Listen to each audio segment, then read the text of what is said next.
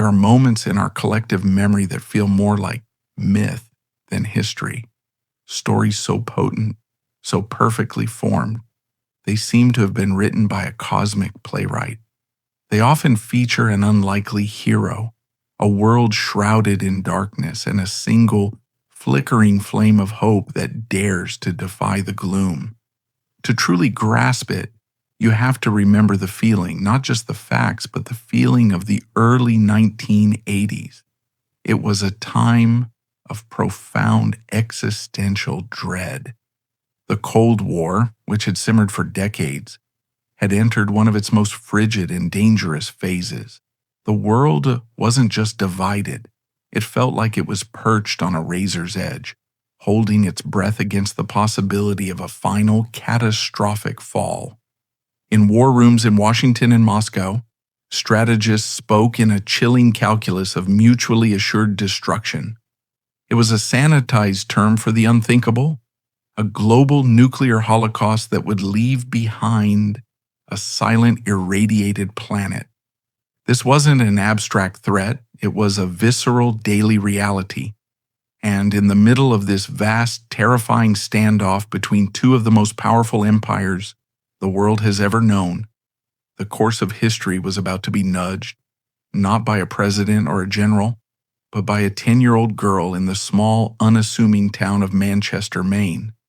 A girl who, looking at the grim-faced leaders on her television screen, asked her mother a question so simple, so devastatingly logical, that it seemed no one in a position of power had ever bothered to ask it aloud.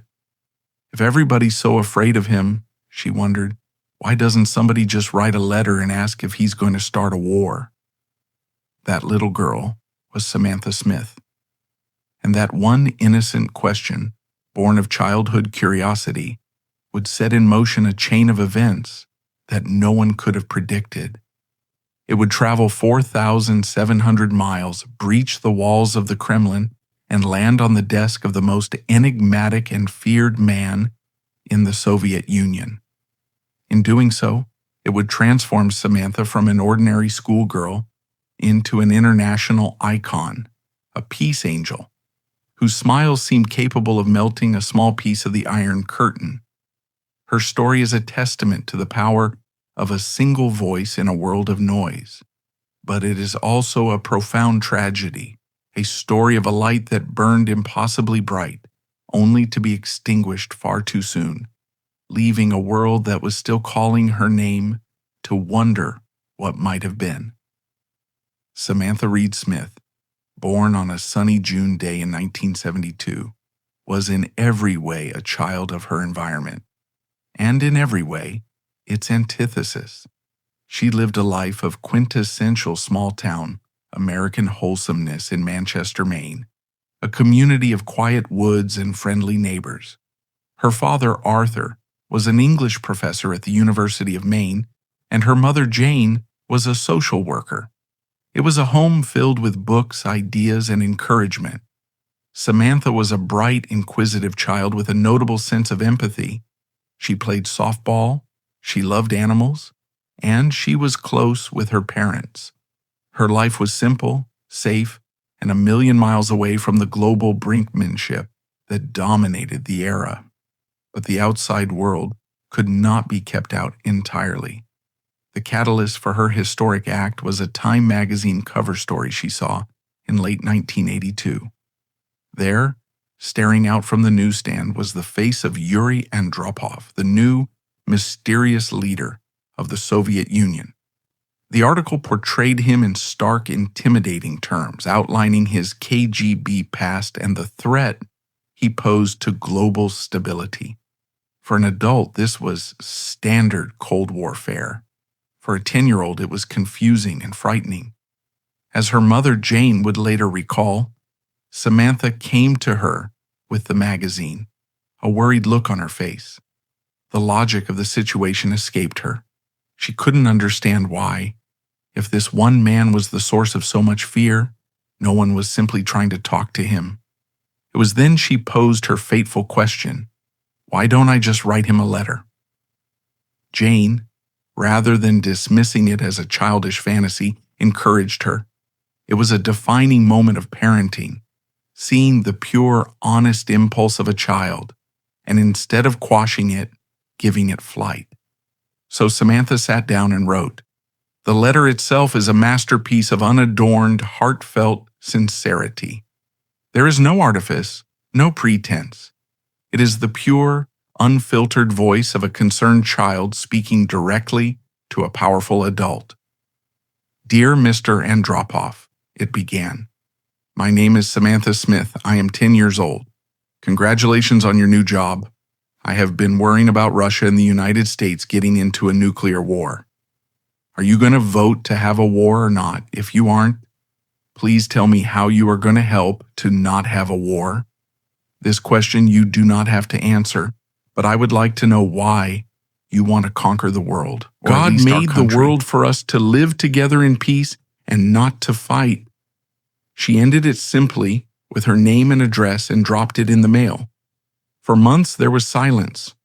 The letter, it seemed, had vanished into the vast, impersonal bureaucracy of the Soviet state, but it hadn't. A copy had been forwarded to Pravda, the official newspaper of the Communist Party. In early 1983, the Smiths received a call from a journalist. Samantha's letter had been published in the Soviet Union. It was a sensation. But still, there was no personal reply from Andropov. With a characteristic blend of politeness and persistence, Samantha then wrote a second letter, this time to the Soviet ambassador in Washington, D.C., Anatoly Dobrynin, asking if Mr. Andropov ever intended to answer her. The pressure mounted. The story was now being picked up by the Western press. What would the stone-faced former KGB chief do? Ignore a 10-year-old girl and look callous, or respond and risk looking soft? On April 26, 1983, a thick, official-looking envelope arrived at the Smith home. It bore the seal of the Kremlin. Yuri Andropov had replied. His letter was a carefully constructed piece of diplomacy, yet it carried a surprisingly personal and warm tone. He addressed her directly and intelligently, never patronizingly. Dear Samantha, he wrote, I received your letter, which is like many others that have reached me recently from your country and from other countries around the world.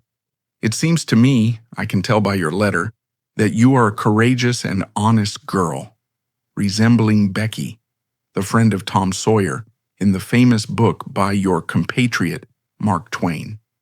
He addressed her questions one by one.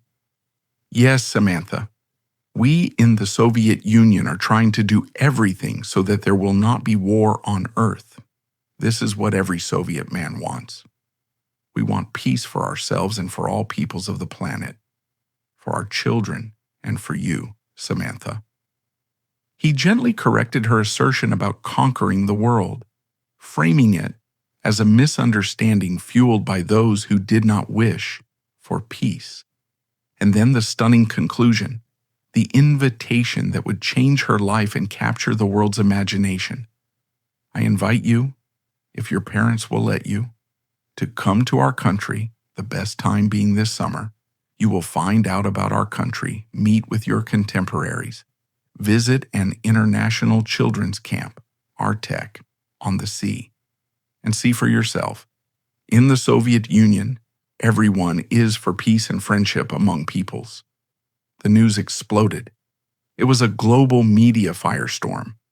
A little girl from Maine had received a personal invitation to visit the Soviet Union from its leader. It was surreal, unprecedented. The Smiths' quiet life was over. Their home was besieged by reporters. Their phone rang off the hook. A 10-year-old girl had, with a postage stamp and a pure heart, punched a tiny hole in the Iron Curtain. The 2-week trip in July 1983 was one of the most intensely covered media events of the decade. When Samantha, her parents in tow, stepped off the Aeroflot jet at Moscow's Sheremetyevo Airport, she was greeted by a sea of smiling faces, flashing cameras, and handmade signs in English and Russian. Welcome, Samantha. We want peace. For a Western world accustomed to seeing the Soviet Union as a land of gray, grim, queuing masses, the images were a revelation. She was presented with enormous bouquets of flowers and traditional Russian bread and salt, a symbol of profound hospitality. Her time in Moscow was a carefully orchestrated whirlwind designed to showcase the best of Soviet culture. She stayed at the ultra-modern Cosmos Hotel and was given a guided tour of the Kremlin, that ancient fortress of power that had been the seat of czars and commissars. She walked through the opulent halls of the Grand Kremlin Palace, laid a bouquet of red carnations at the tomb of the unknown soldier, and marveled at the beauty of the Moscow metro, its stations adorned with chandeliers, mosaics, and sculptures. But the true, transformative core of her journey took place far from the capital, on the sun-drenched coast of the Black Sea in Crimea. Here lay Artek, the crown jewel of the Soviet Young Pioneer Organization. Artek was more than a summer camp. It was a Soviet utopia in miniature. Sprawling across miles of pristine coastline, it was a reward for the nation's most accomplished children, young athletes, artists, scholars, and model citizens. To be sent to Artek was a great honor. Here, Samantha was stripped of her title as a foreign dignitary and became simply a camper.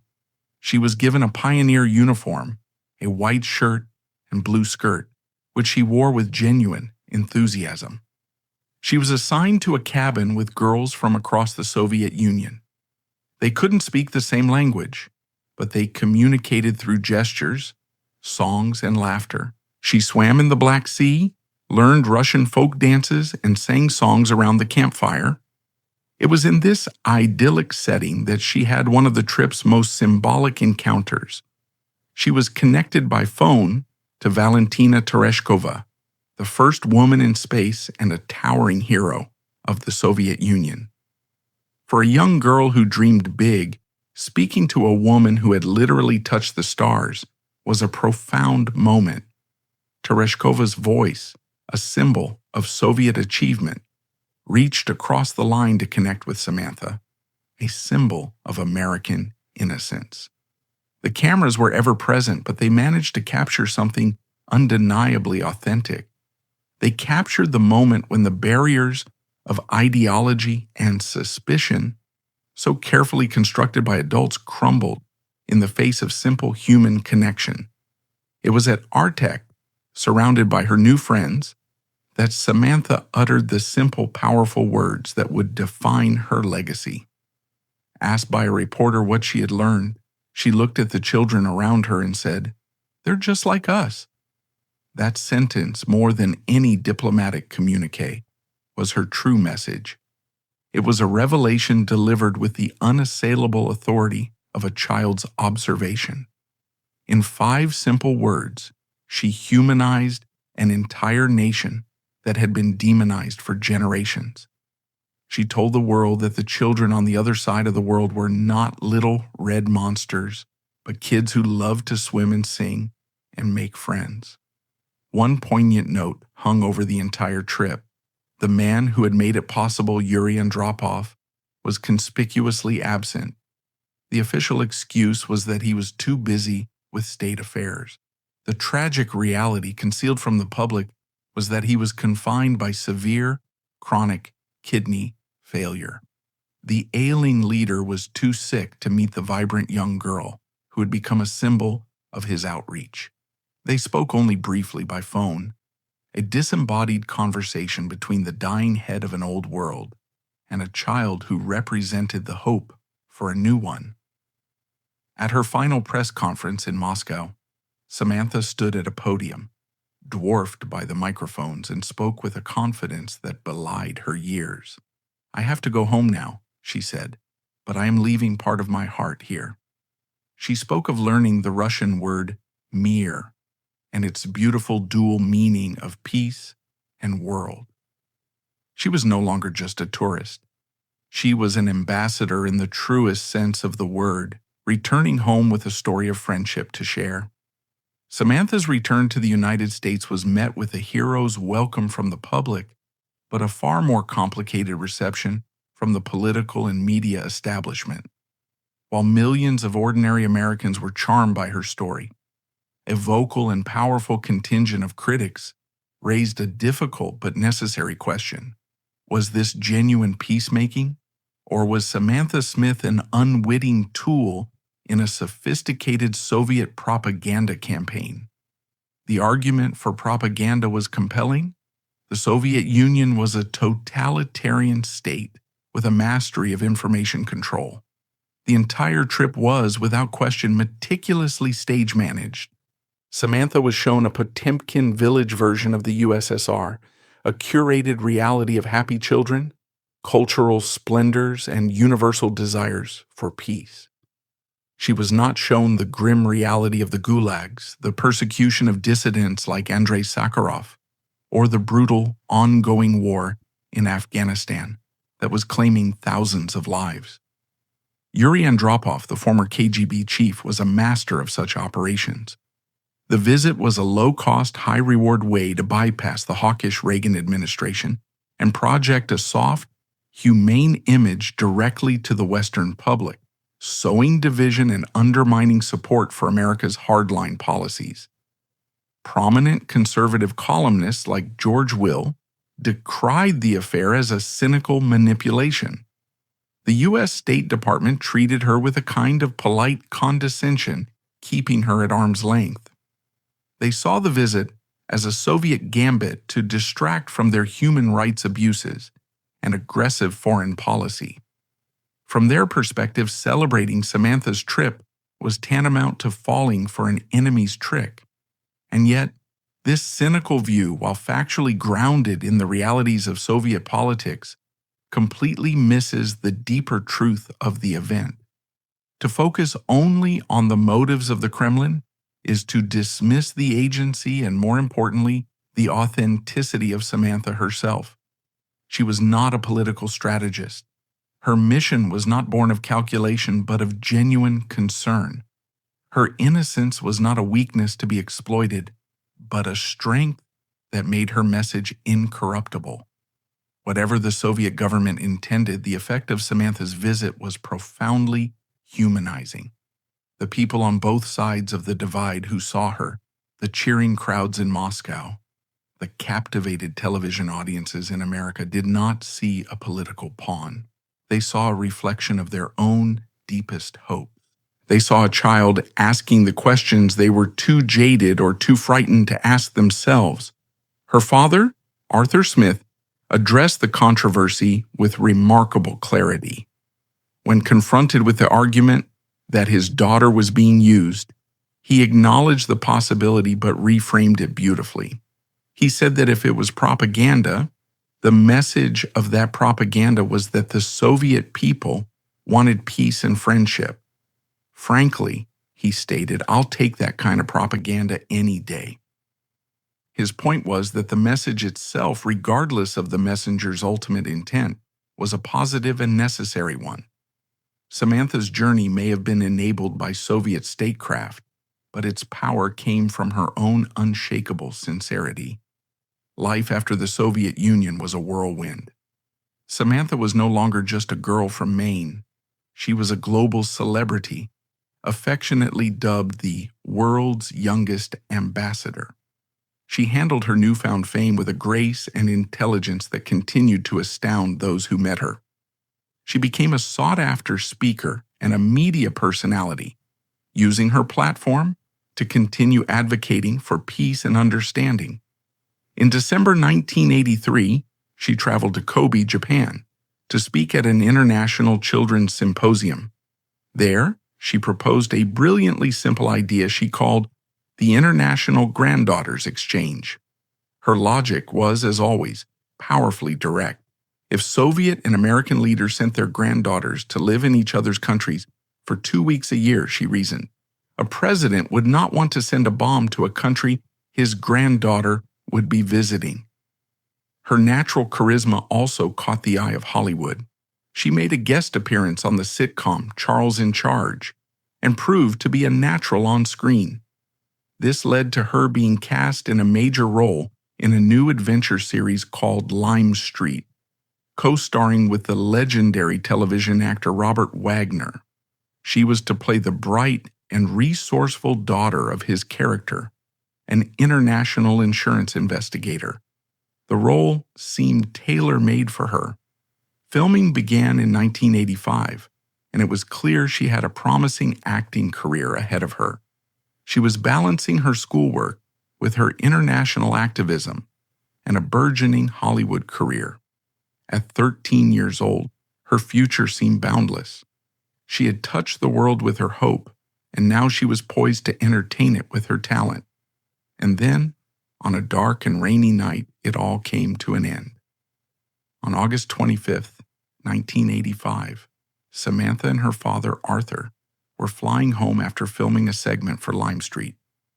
They boarded Bar Harbor Airlines Flight 1808, a small twin-engine Beechcraft 99 commuter plane, for the short flight from Augusta to the Lewiston-Auburn Airport in Maine. The weather was poor, with heavy rain and thick fog severely limiting visibility. The pilots, flying on instruments, began their final approach. According to the subsequent investigation by the National Transportation Safety Board, the plane descended too low, its flight path unstable. Less than a mile from the runway, it clipped the tops of trees. The impact sent the aircraft crashing into the ground where it disintegrated. All 8 people aboard, the 6 passengers and 2 crew members, were killed instantly. Among them were the 13-year-old girl who had captured the world's heart and the father who had supported her every step of the way. The news was met with a global wave of shock and profound grief. The cruelty of it was almost unbearable. The girl, who had stood up to the threat of nuclear war, had been taken by a tragic, almost mundane accident. The story, which had felt like a fairy tale, had ended with the brutal finality of a plane crash on a foggy night. The tributes poured in from across the political spectrum she had worked so hard to bridge. President Reagan expressed the nation's sorrow, saying, "I know the people of the Soviet Union are also grieving a young lady who had become their special friend." And from Moscow, the new Soviet General Secretary Mikhail Gorbachev sent a heartfelt telegram to Jane Smith. Everyone in the Soviet Union who has known Samantha Smith will forever remember the image of the American girl who, like millions of Soviet young men and women, dreamt about peace and about friendship between the peoples of the United States and the Soviet Union. Her funeral was attended by 1,000 mourners, including a Soviet diplomat from Washington. The little peace angel was gone. The world that had just learned her name was now forced to say goodbye. In the aftermath of such a stunning loss, a legacy is not guaranteed. It must be forged. For Samantha Smith, that legacy would be built by her mother, Jane, who channeled unimaginable grief into action. Her mother, Jane, in an act of incredible strength, channeled her unimaginable grief into action. She established the Samantha Smith Foundation, an organization dedicated to fostering understanding between the United States and the Soviet Union through youth exchanges. For more than a decade, the foundation brought American children to the USSR and Russian children to America, allowing them to have their own Artek moments, to see for themselves that they're just like us. It was the perfect living memorial to Samantha's work. Memorials of stone and paper appeared as well. The Soviet Union issued a commemorative postage stamp bearing her smiling face. They named a newly discovered 32-carat diamond and an asteroid in her honor. In her home state, Maine designated the first Monday in June as Samantha Smith Day. And outside the Maine State Museum in Augusta stands a beautiful, life-size bronze statue. It depicts Samantha, a dove of peace taking flight from her hand, while a small bear cub, a gentle symbol of Russia, rests at her feet. It perfectly captures the essence of her spirit, fearless, gentle, and hopeful. Her story became a permanent part of the late Cold War narrative, a symbol of the citizen diplomacy that helped thaw the frozen relationship between the superpowers. She was a harbinger of the change that was to come. Just a few years after her journey, Mikhail Gorbachev's policies of glasnost, openness, and perestroika, restructuring, would begin to dismantle the very system she had so bravely approached. She didn't live to see the Berlin Wall fall, but she helped lay the human foundation for its collapse by proving that communication was possible. So, what do we take from the brief, brilliant life of Samantha Smith? Her story is a powerful reminder that history is not only shaped by great armies and powerful leaders, but also by small acts of courage and conscience. In a world drowning in adult cynicism, she demonstrated the stunning clarity of a child's perspective. She saw a problem, a world on the brink of war, and proposed the most logical solution: just talk. She stepped onto the world stage at a moment of extreme danger, and for one shining summer made the world feel a little smaller, a little safer, a little more human. The tragedy is not just that she died so young, but that we, as a world, lost the chance to see what the girl who wrote that letter would have become.